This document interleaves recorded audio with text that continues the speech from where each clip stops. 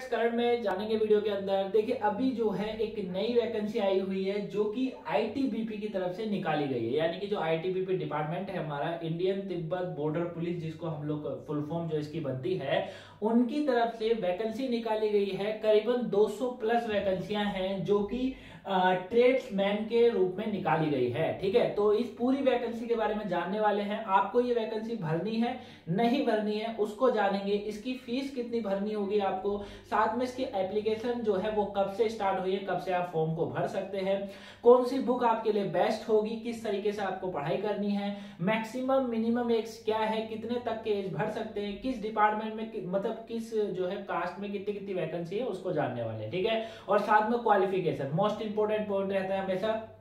Qualification क्या रहेगी, कितनी क्वालिफिकेशन होनी चाहिए, इसके ऊपर बात करेंगे। तो वीडियो को हर बार की तरह इस बार भी एंड तक जरूर देखिएगा। ठीक है, और अगर लाइक सब्सक्राइब शेयर नहीं करा हो तो उसको फटाफट से कर दीजिएगा, क्योंकि वीडियो के बीच में बोलना अच्छा नहीं लगता।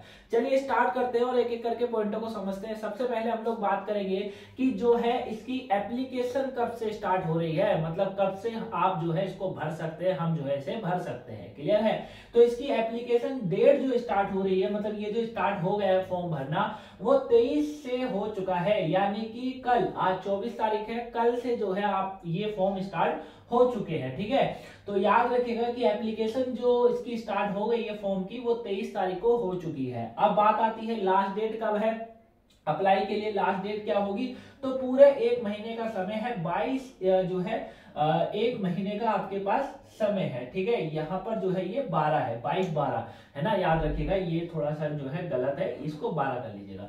तो 22/12/2022 जो है वो इसकी लास्ट डेट है फॉर अप्लाई की। ये आपको याद रखना है। लास्ट डेट फी पेमेंट, यानी कि अगर आपने एक महीने के अंदर पहले अपना फॉर्म भरा, उसके बाद किसी कारणवश से आप इसकी फी पेमेंट नहीं कर पाए, आपने इसको पैसे जो है इसकी जो पेमेंट होती है वो आप नहीं कर पाए, तो कोई दिक्कत बात नहीं है। आपके लिए जो है टोटली क्या हो रहा है, आपके लिए लास्ट डेट का जो फी पेमेंट है वो भी आपकी 22 ही दी गई है, ज्यादा नहीं बढ़ाई गई है। उसी समय आपको लास्ट डेट पे आपको पेमेंट कर देनी है। यानी कि 22 तारीख को लास्ट डेट है अगले महीने की, तो अगले महीने तक आपकी पेमेंट हो जानी चाहिए। और पेमेंट उसी समय कर दिया करो, जैसे आप फॉर्म भरते हो तो उसी समय अपनी पेमेंट भी जो है कर दिया करो, ज्यादा अच्छा होता है। क्लियर है, बाकी एग्जाम डेट जो इसमें बताई गई है एज पर शेड्यूल, यानी कि जो भी इनका शेड्यूल रहेगा, जब भी आपको आना होगा, हॉल टिकट जो आपका एडमिट कार्ड होता है वो आपको मेल के थ्रू पता चल ही जाता है। जो आप अपनी मेल आईडी डालते हैं, फोन नंबर जो डालते हैं, उसमें पता चल जाता है, मैसेज आ जाता है।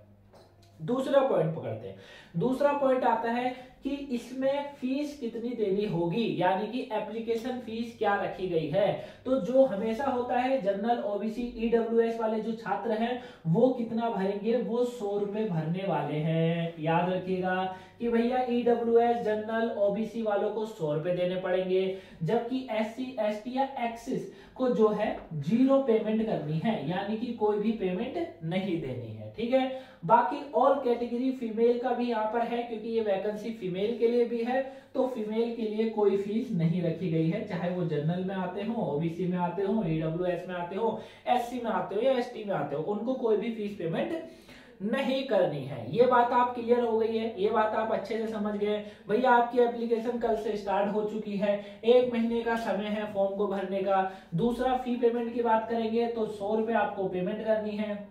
जो जनरल ओबीसी, जो जनरल के अंदर आते हो या ओबीसी के अंदर आते हैं या ईडब्ल्यूएस के अंदर आते हैं, उन्हें 100 रुपए तो देने पड़ेंगे। साथ में एससी एसटी के जो है उन्हें कोई पेमेंट नहीं है, और फीमेल जो भी ये फॉर्म भरेगी उनको 1 रुपया भी पेमेंट नहीं देनी है। अब मोस्ट से भी मोस्ट इंपोर्टेंट क्वेश्चन आता है, एग्जाम क्वालिफिकेशन, एग्जाम का जो है माफ करेगा, मिनिमम एज क्या है, यानी कि एज कितनी होनी चाहिए, किस एज वाले इस फॉर्म को भर सकते हैं। तो एज का वही है जो हर फॉर्म में होता है, 18 साल की आपकी मैक्सिमम जो है एज होनी चाहिए। कितना, आपकी जो है 18 साल एज होनी जरूरी है। ठीक है, मैक्सिमम एज यानी कि अधिकतम उम्र जो आपकी होनी चाहिए वो 23 साल होनी चाहिए बस। ठीक है, कितनी होनी चाहिए, 23 साल होनी चाहिए। दूसरा मैक्सिमम एज है 25 साल होनी चाहिए, दूसरी एज क्या है 25 साल, लेकिन कुछ क्राइटेरिया के साथ यहाँ पर इस पॉइंट को बोला गया है।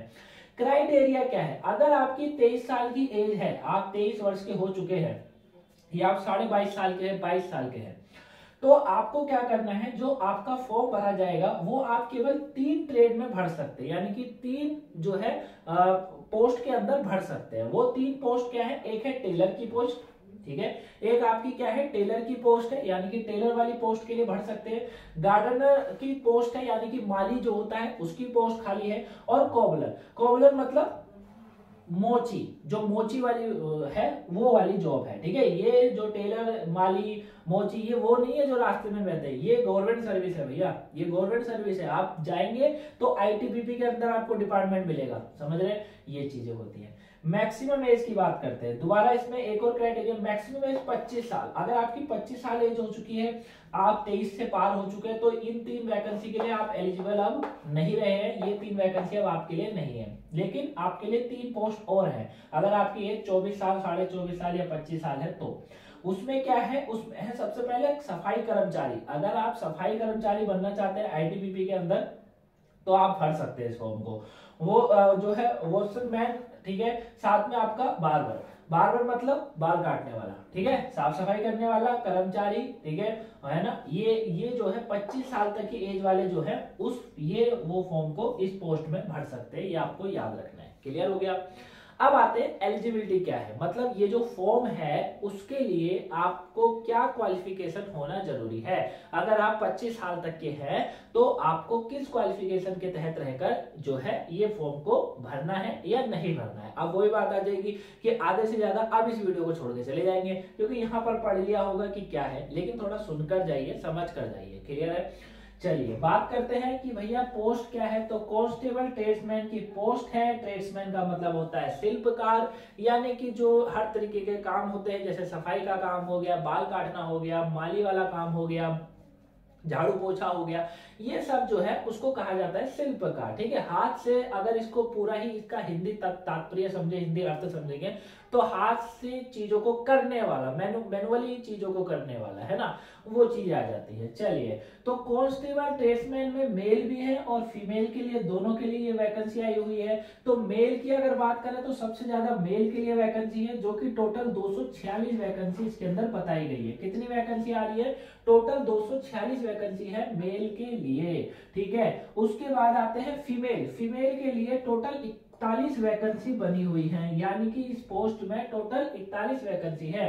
अब इसका पूरा टोटल करते हैं तो ये बनती है 287 वैकेंसी। ठीक है, तो इसका टोटल कितना बन रहा है? तो इसका टोटल बन रहा है 287 वैकेंसी है, यानी कि टोटल पोस्ट हमारे पास इस वैकेंसी के अंदर कितनी है? 287 पोस्ट है। ये आपको याद रखना है, जो कि कुछ इस प्रकार से बांटी हुई है। अब आता है कि जो मेल हैं उनको, उनकी क्वालिफिकेशन क्या मांगी गई है। तो अगर आप टेलर है, आपके लिए जो है इसके अंदर टेलर की वैकेंसी है, ठीक है, माली वाली है और जो है मोची वाली वैकेंसी है। ठीक है ना, लड़कों के लिए बात कर रहा हूं। तो अगर आप इन ट्रेड के अंदर भरते हैं तो आपके पास 10th का एक तो सर्टिफिकेट होना जरूरी है। सबसे पहली चीज, आपके पास 10th का सर्टिफिकेट होना जरूरी है। दूसरा, आपके पास 2 साल का एक्सपीरियंस होना चाहिए। एक्सपीरियंस किस में होना चाहिए? जिस ट्रेड में आप भर रहे हैं, जैसे अगर माली है, टेलर है, तो इसमें आपको 2 साल का एक्सपीरियंस चाहिए। यहाँ पर थोड़ा सा बच्चा फॉर्म आप नहीं भरेगा, है ना। दूसरा आता है most important, IIT related trade. ये एक इंपॉर्टेंट पॉइंट बनता है बच्चा, इसको थोड़ा ध्यान से सुनिएगा। आईआईटी, आईटीआई, माफ करिए, आईआईटी नहीं, आईटीआई। आईआईटी तो फिर आईआईटी वाला इसको क्यों भरेगा, है ना, आईटीआई।